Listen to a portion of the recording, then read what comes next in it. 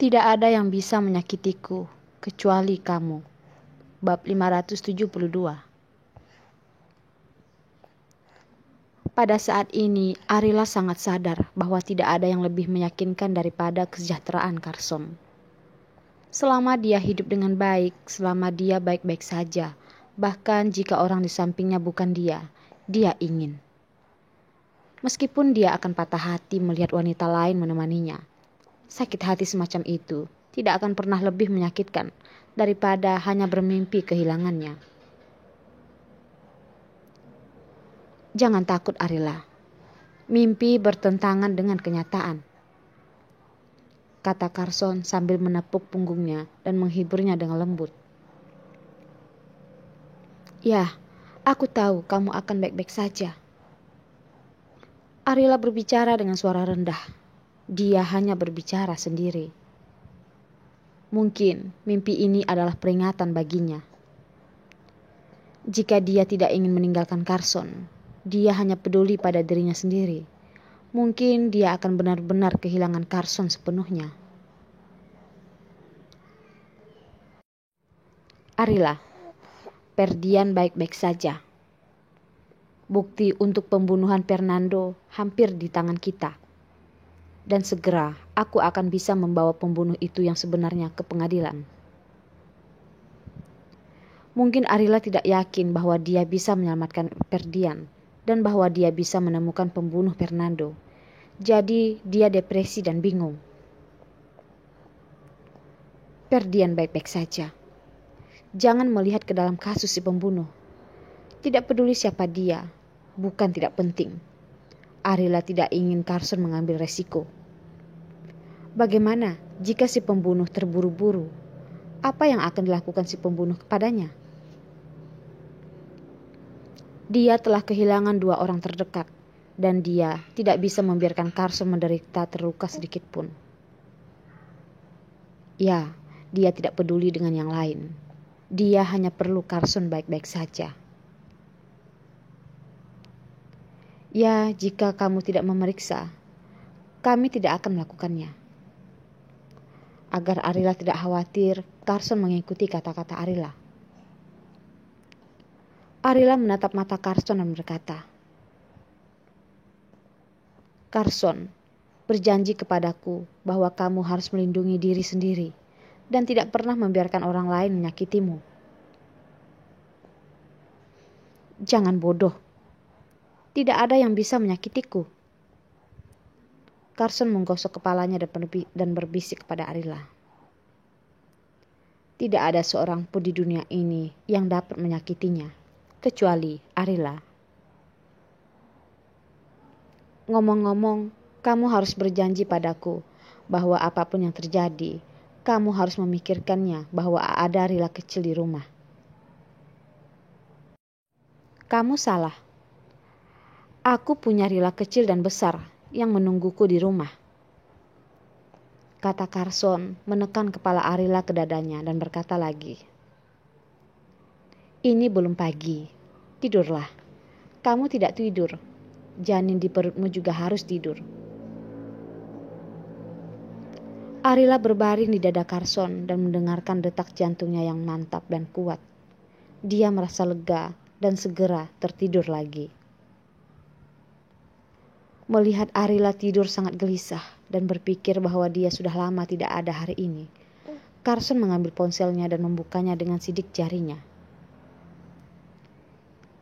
Tinggal di Montana selama 1 malam, dan Carson kembali ke Moon River bersama istri dan anak perempuannya. Moon River lebih seperti rumah, tetapi fasilitas keamanannya terlalu buruk. Dan sekarang, di musim gugur yang bermasalah, Carson masih tidak berani mengambil resiko istri dan anaknya dalam bahaya. Kembali di Moon River, Carson kembali bekerja, meninggalkan Arila dan Rila kecil di rumah. Eva sedang sibuk syuting, dan Puspita masih di Amerika Serikat. Selain mereka berdua, Arila tidak punya teman baik lainnya, dan tidak ada yang bisa diajak curhat. Kalau dipikir-pikir, dia masih memutar nomor telepon Puspita. Suara Puspita di ujung telepon sangat menyenangkan. Arila, apakah kau merindukanku? Arila berkata, "Ya, aku sangat merindukanmu. Kamu tidak di sini. Aku tidak dapat menemukan orang untuk berbelanja. Kapan kamu kembali?" "Jadi bagi kamu, aku itu hanya teman untuk belanja, begitu?" Suara Puspita terdengar seperti marah, tetapi dia hanya bercanda dengan Arila. "Ya, kamu satu-satunya temanku untuk pergi berbelanja." Tidak peduli berapa lama mereka berbicara, mereka tetap berbicara dengan cara yang sama. Jika mereka terlalu normal, mereka tidak akan terbiasa. Sejujurnya, kita bisa kembali ke rumah pada akhir bulan ini. Tetapi kantor utama grup Aces mengirim pekerjaan kepada Gustin beberapa hari yang lalu untuk terus bekerja di Amerika Serikat. Puspita menghela napas dan berkata lagi, "Sepertinya ketika Gustin sibuk dengan pekerjaannya, anakku akan lahir. Itu akan beberapa bulan sebelum kembali ke rumah." Arila tertawa dan berkata, "Kalau tidak, kapan aku bisa pergi ke Amerika untuk melihatmu?" "Ya, tentu saja aku senang kamu bisa datang ke Amerika untuk menemuiku. Tetapi Tuan Carson dari keluargamu tentu saja tidak akan mengizinkanmu pergi sendirian." Carson sangat menyayangi Arila. Puspita melihatnya dengan mata kepalanya sendiri. "Puspita," Arila berhenti bicara. "Rila, ada apa?" "Kamu tahu kan, aku benar-benar menyukai Carson. Menyukainya, dan aku tidak tahu sejak kapan itu dimulai. Yang aku tahu adalah bahwa sejak awal aku berjanji untuk menikah dengannya, dan aku bertekad untuk menjalani kehidupan yang baik dengannya. Dalam beberapa kasus, Arila tidak berani memberitahu Carson bahwa akan lebih baik untuk berbicara dengan Puspita." "Arila, tentu saja itu aku tahu.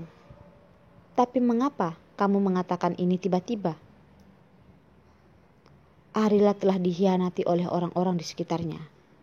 Jika Carson tidak bisa memberinya rasa aman, bagaimana dia bisa dengan mudah berjanji untuk menikahi Carson? Tidak ada yang salah, tapi aku begitu terperangkap di dalamnya, sehingga aku ingin menemukan seseorang untuk diajak bicara. Mengeluarkan apa yang ingin dikatakannya membuat Arila merasa lebih lega. "Arila, agak membosankan untuk tinggal di rumah dari tempat kerja. Mengapa kamu tidak membawa Rila kecil ke Amerika untuk menemuiku? Aku berjanji akan membuatmu tertawa setiap hari." Puspita berbisik bahwa tidak peduli berapa banyak hal yang dia temui, Puspita yang dikenal Arila tidak akan pernah berubah sama sekali. "Ya, jika ada kesempatan, aku pasti akan pergi ke Amerika Serikat untuk menemuimu. Di Amerika Serikat adalah tempat Carson dilahirkan. Arila ingin pergi untuk waktu yang lama, tetapi tidak ada kesempatan. Jika dia meninggalkan Carson suatu hari nanti, dia mungkin tidak memiliki keberanian untuk tetap tinggal di kota Pasir Bumi, lalu akan pergi ke sana. Akan menyenangkan untuk kembali ke tempat Carson dilahirkan dan dapat menemani Carson dengan cara lain." "Puspita, apa yang kamu lakukan belum tidur selarut ini?" Suara Gustin datang dari telepon, dan Arila ingat bahwa kota Pasir Bumi memiliki waktu yang berbeda dengan Amerika Serikat. Di kota Pasir Bumi, itu adalah waktu di pagi hari, sedangkan di Amerika Serikat, itu adalah waktu di tengah malam. Arila berkata, "Puspita, istirahatlah. Aku akan menelponmu lagi keesokan harinya. Arila, aku akan tidur dulu. Kamu baik-baik saja sepanjang hari dan tidak usah banyak berpikir. Telepon aku lagi ketika kamu punya waktu. Puspita berbicara sebentar sebelum menutup telepon. Ponsel Arila berdering lagi. Penelpon itu nomor yang sama dengan kemarin. Melihat nomor di layar ponselnya, Arila seperti melihat vonis yang akan mengumumkan kematiannya. Setelah berdering beberapa kali, dia gemetar untuk menjawabnya. Begitu telepon terhubung, lelaki di sana bertanya dengan murung. Nyonya Carson, apa yang terjadi kemarin? Apakah kamu sudah memikirkannya?